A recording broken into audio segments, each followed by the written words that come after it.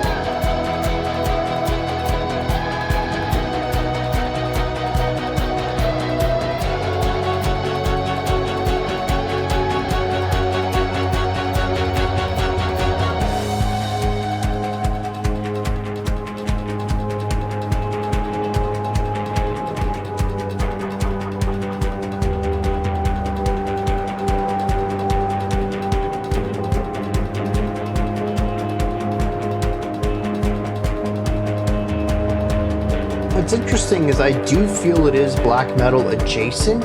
The instrumentation isn't there, sure. But mood, atmosphere, chords? If you played this on distorted, fuzzy electric guitars and used the rhythm of that fast clacking in the background, you'd have black metal. You'd have a solid black metal track. It's just with a completely different instrumental palette.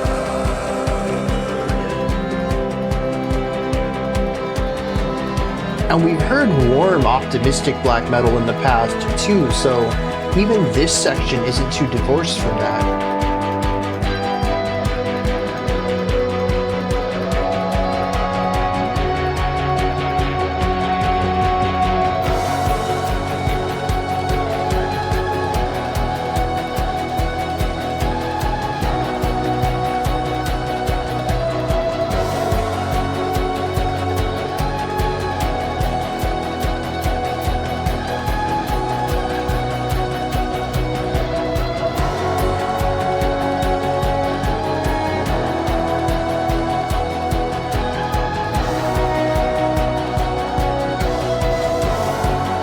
This does feel very warm and inviting though. The endless ocean of wild flowers. So a field, ocean being used metaphorically there.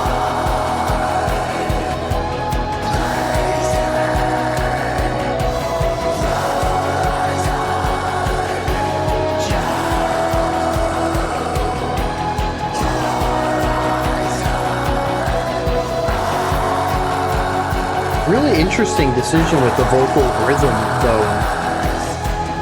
There's zero fluidity to it at all.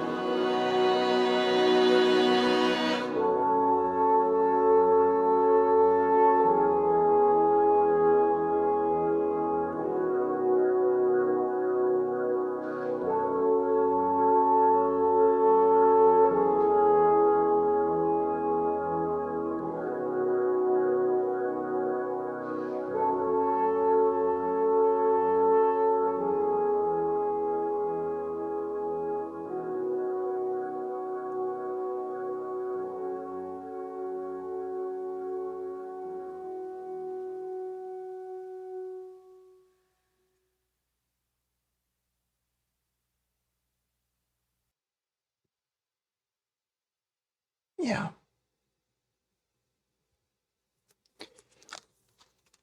Interesting little track there. There's not a lot going on in it. We have the vocal bit. That's a bit gloomier. It's just the two chords. And then when the vocals leave, we bring in the horns and light string, and it opens up. It becomes very positive, very warm and inviting, moving away from a bit more of that tension and moody atmosphere from the vocal led section. But it's just those two. And the vocals feel very familiar every time, so it might even just be the same stanza being sung from the vocalist. But it is an interesting shift too. The vocals, of course, are very aggressive here. We have that black metal snarl going on. It's accompanied with two chords, a tension and a release. The sound of the instruments are a bit warmer, darker. There's this low end focus with the instrumentation. And chordally, it feels tense and moody. Like I said, we have tension, we have release, but the release is still a darker, heavier mood. We do have a little bit of intensity here as there is a focus on quarter notes, eighth notes, and I think 16th notes on that that fast clacking, which to me sounds like wood against metal. Maybe it's drumsticks against the rim of a snare, or anything that's metal against wood. But we do have a faster momentum there, but we also have a hierarchy of speed too, with other instruments being half as fast as that, and other instruments being played half as fast as that. It creates something that feels both in this moment and ready to push into the next idea. It's got momentum to it, but it's sort of dragging its feet simultaneously. And I think that works well with the generally dreary sound from the harmonic element. The other half of this track, though, the vocals kick out, and these horns appear in the background. I don't think the chords at the bottom change. I listened to it 3 times. I never felt a change. I'm thinking back, I'm like, was there a change though? I don't think there was. The horns come in though, and they modify the feeling. They bring something not only just bright in timbre, in pitch, much higher, more trebly than anything else here, but they also alter the harmony going on. The chords are a set amount of notes, and then this is adding more notes to that and manipulating it, morphing it into a different flavor, different emotion.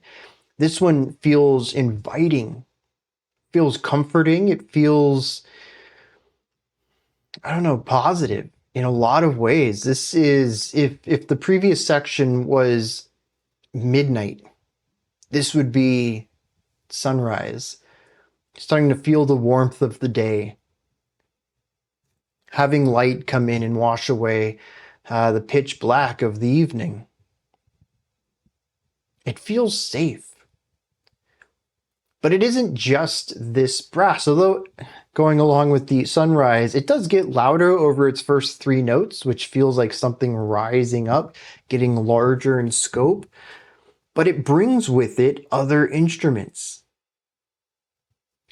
And then we have an instrumental led section that just feels entirely warm and positive. It's refreshing after coming in after the first section of this track. Eventually, though, we do get some distorted electric guitar. And I find this to be really interesting because what is it doing? Because being completely honest with you, I don't know. It's played faster, it's fuzzy, it's got a bit of bite to it, it is distorted after all. It has momentum too. It almost feels like it wants to be some traditional black metal electric guitar work. But it doesn't. It's not aggressive. It doesn't really have much of a bite, and it does feed into this warmth, this inviting flavor that's been introduced into this mix, taking something that felt a bit cold and vulnerable and turning it into something prideful and positive. Very warm here. And interestingly, the guitar shows up here. I would really expect it to be in the other section, the one that feels more black metal-y. It's a really neat inversion of that sound, something I associate so much with a specific genre and feeling, and it being incorporated in almost the exact opposite way. As we introduce more layers and this comes to a head, they all get wiped out, the vocals come back in, and we enter into the moodiness. And it is this back and forth, this constant go back between the moodier side and the warm side. I'm hoping the lyrics might lean a little bit more into what this duality or cycle is supposed to be representing. For me, I don't know. I don't have a larger concept to it. I do know that I greatly enjoyed the instrumental bit more than the vocal bit, and that's primarily due to the vocals themselves. I do think that I enjoyed the warmer, inviting side more than the other because, I mean, it was inviting. I like being someplace where I feel like people want me to be around them.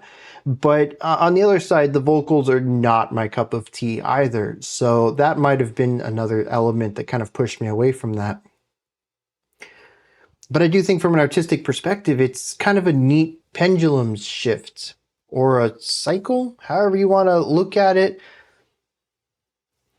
I just don't know what it means, what it represents, what it's supposed to be. On the topic of black metal, though, I find this really interesting because this is not a black metal song at all. And yet, it is. The vocals certainly help push it in that direction, but harmonically, yeah, dude, there's some bones here that are built off of black metal ideas. There's a general vibe. Like I mentioned, if you take the vocal section, you take the chordal parts, you toss them out to two guitars, and you have them play those chords at 16th notes, just strumming on the same chord over and over, it's going to be very black metal. If you take this rhythmic idea of quarter notes, eighth notes, 16th notes, and put that on the drums, very black metal idea. That is like the cornerstone of black metal drumming right there. And so you end up with a track that is black metal at its core, just isn't done with the black metal palette. We don't have the distorted guitars in here for the most part. We don't have invisible or meaty basses. I don't know what it is with black metal. There's no midpoint for the bass guitar. You don't have blast beats in here. We don't have big, metal drum kits. We have horns, light strings. The vocals are the only thing that really ties it to the black metal sonically. And I think it's really interesting that if you remove all of the voicings that people associate with black metal, but you still kind of keep some of that heart in the composition and the harmonic quality, it can still come across as black metal adjacent. I think that's really phenomenal right here. And it's one of the most bizarre things I think I've ever felt while listening to a track like this is, whoa, this is kind of related to black metal. And it's like nowhere in the same realm, but it is. And that's kind of fun. I really enjoy that. The vocals help, like I mentioned, but there's still a lot of solid composition that aligns it too. I think we kind of covered everything I want to here. Don't really have much of a deeper meaning here, but we do see the pendulum shift between the two sides, the layering, the instrumentation, and the parallels to black metal. So let's dive into some lyrics, see what's going on there. Not a lot of lyrics here, and they give me a lot of support for my sunrise idea. So we have two stanzas. They kind of start similar. The first word or first phrase is Dies Pater. I had to go look this up. It is generally translated as Father Sky. It is sort of the sky god in general through a few different mythologies, and even predates elements like Zeus in Greek mythology or Jupiter in Roman mythology. It then calls it a diurnal eye. And diurnal means that it relates to the 24-hour period. So an eye that shows up the same time every day, that is the sky god. It reminds me of Ra from Egyptian mythology. This is the sun. This is exactly what's being talked about here. It basically says the sun. Thunder splits heaven, the progenitor of horizons. That's it. That's the entire first stanza. Then we have the instrumental bit. Come back though. Dies Pater, striking west, heaven sent thunder, progenitor of infinitude. So striking west, of course, the sun moves from the east to the west. Although it says progenitor of infinitude. That's a really interesting idea. The progenitor of horizons makes a bit of sense because the sunrise and the sunset is at the horizon. But the progenitor of infinitude, I'm curious what anyone else gets out of that. I think it's an evocative phrase. I feel something out of it, but it doesn't really mean something to me. Regardless, another instrumental. We come back to the final verse though. Chariot Sun Blazing. Is this Greek mythology of the person who rides the chariot and pulls the sun through the day? I can't remember who that god or demigod is. I'm pretty sure it's Greek, though there probably is a couple other mythologies that have chariots pulling a sun too. And then it says, from horizon to horizon, an endless ocean of wildflowers. And I had mentioned that this phrase, endless ocean of wildflowers, reminds me of, metaphorically, an endless field, using ocean to sort of talk about the waves that appear while the wind moves through flowers and grass and stuff. But it talks about how the sun, I think, creates the life. Flowers is a really good one though because of photosynthesis, but the sun and light in general is really important for most life on this planet. I do say most. There's some really interesting creatures that can get by without sunlight, especially as you get into the ocean. But I think this song is just praising the sun for being this ever-powerful energy ball in the sky, carrying the day with it, giving us light and energy, and also, on a smaller level of things, giving us the beauty of endless oceans of wild flowers. It's a beautiful little song, and I'd say that the darker part of the vocal bit is not supposed to be anything eerie. It's just supposed to be darkness. It's nighttime. Then that trumpet comes in and it's the sun. And as that section fades out, we go into the darkness, and that's where the vocals come in. It could also even be a type of ritual, a prayer for the sun to come back the next day. I like it though. It's a cool little song here, and it seems to fit really nicely thematically through the music and the lyrics. And it's just fun to listen to. It's interesting. I might have to check out the rest of this. I kind of hope there's a little bit more variety on the album. Like I said, this is just kind of two ideas and it bounces between them. By the third time, I was not over it, but I could have done well if it was just ABAB rather than having the third return to the AB. But I am curious about listening to more from Skagos and seeing what else they're doing with this concept of acoustic folk black metal. It's an interesting combo. But these are just my thoughts on An Endless Ocean of Wildflowers by Skagos. What did you think of this? Is there anything that stood out to you? Anything that you would like to add on to what I said or correct me on?